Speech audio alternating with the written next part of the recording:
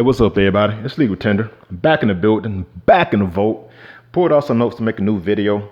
As always, I want to thank everybody for supporting the channel. Thank you, thank you, thank you. I really do appreciate it. Yo, if you're a fan of numismatics, if you're a fan of paper currency, if you're just getting into the hobby, which is a great hobby, by the way, stay rocking with me, stay rocking with the channel. Every Tuesday is Legal Tender Tuesday. I'll be making a new episode every week speaking about something new, different, or interesting within the realm of numismatics. If you got any questions, comments, or input, put it down in the comment section. I read everything and I respond back as soon as possible. Throughout the video, if you have some different information, or if you hear that I say something that isn't 100% accurate, put it down in the comment section. Go back, hit the books, and make sure that I got the right information moving forward. So with that being said, let's get into today's episode. All right, so today's video, I will be speaking about two individuals that are on U.S. currency that were never United States presidents. All right, so we know that there are 7 bills that are currently in circulation. So it's 7 individuals that's on the note, right? Of the 7, 2 were never presidents, and those 2 can be found on these denominations. So on the $10 bill, you have Alexander Hamilton, not a president. And then you have Benjamin Franklin, not a U.S. president, but let's get into them though. All right, so starting from the lowest denomination to the highest, you have Alexander Hamilton. He was born on January 11th, 1757 and died July 12th, 1804. Like I said earlier, he was never a United States president. He was a founding father and the first Secretary of Treasury. Alexander Hamilton's face is on the $10 bill. He was the founder of the Federalist Party, the nation's financial system, and he helped create and develop a branch of military. And he helped create a military branch, and that branch is the United States Coast Guard. And he also created the New York Post newspaper. Now, on the reverse of the $10 note, you have the Treasury building. Let me see if I can help with that glare a little bit. All right, so you got the Treasury building. And it does make sense, and it's kind of cool how you have the first Secretary of Treasury kind of tied to a note that has the Treasury building, on it. So that's pretty cool. All right, so the Treasury building is in Washington, D.C. It is a neoclassical architectural design. The Treasury building was built in 1836 and completed in 1842. Now, on to a little sadder news. All right, so Alexander Hamilton, he had a duel with the 3rd Vice President of the United States, Aaron Burr Jr. Their personal conflict led to a duel which resulted in the death of Alexander Hamilton. The duel began at dawn on July 11th, 1804, along the west bank of the Hudson River, on a rocky ledge in Weehawken, New Jersey. So, sorry to hear that. But on a lighter note, there's a play called Hamilton, and apparently it's getting rave reviews. I've never seen it. I plan on checking it out at some point, but as of yet, I have not seen Hamilton. So that is one of the 2 civilians that are on U.S. currency. The second one is Benjamin Franklin. All right, so Benjamin Franklin was born in January on the 17th of 1706 and died April 17th, 1790. Benjamin Franklin was one of the founding fathers of the United States, a drafter and signer of the Declaration of Independence, and the first United States Postmaster General. Benjamin Franklin was noted to be a famed inventor, and his face appears on the $100 bill, the largest bill currently in circulation today. Benjamin Franklin's face has appeared on the bill since it was first issued by the U.S. government in 1914. All right, so on the reverse of the note,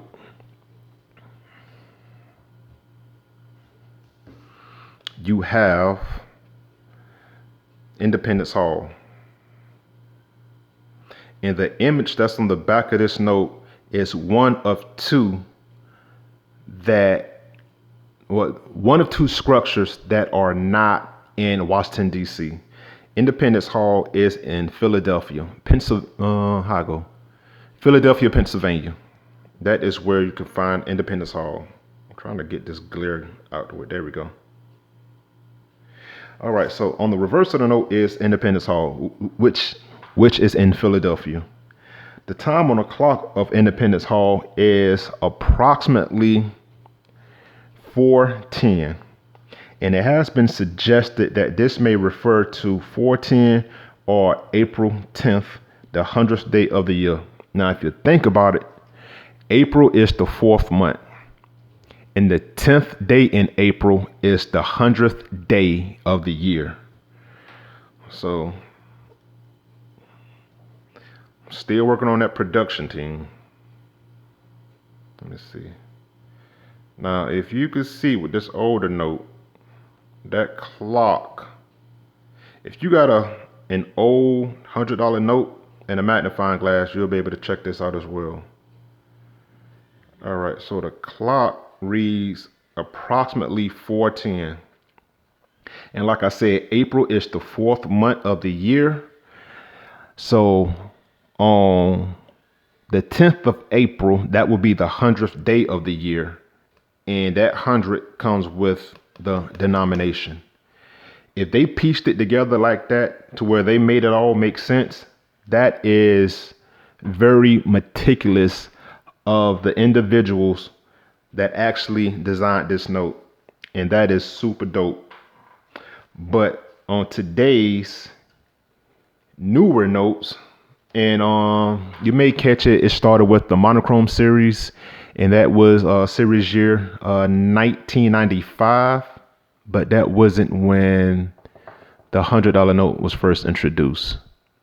All right, so I got a couple previous episodes, one speaking in depth about the $10 note, and the other one is about the $100 note. And on the $100 note, I go into detail about when the notes were printed. And there you can find out the series year.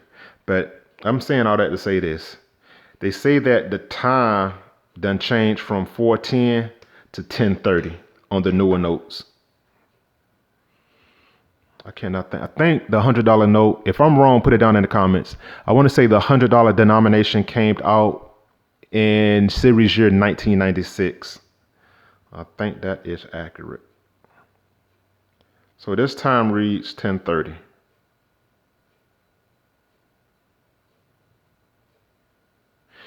All right. Why they changed the time, I don't know, but they did. All right. So what else?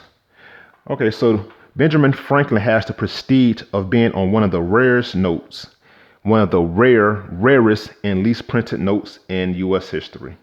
And that note is the United States note. This note was printed with the series year of 1966 and 1966A.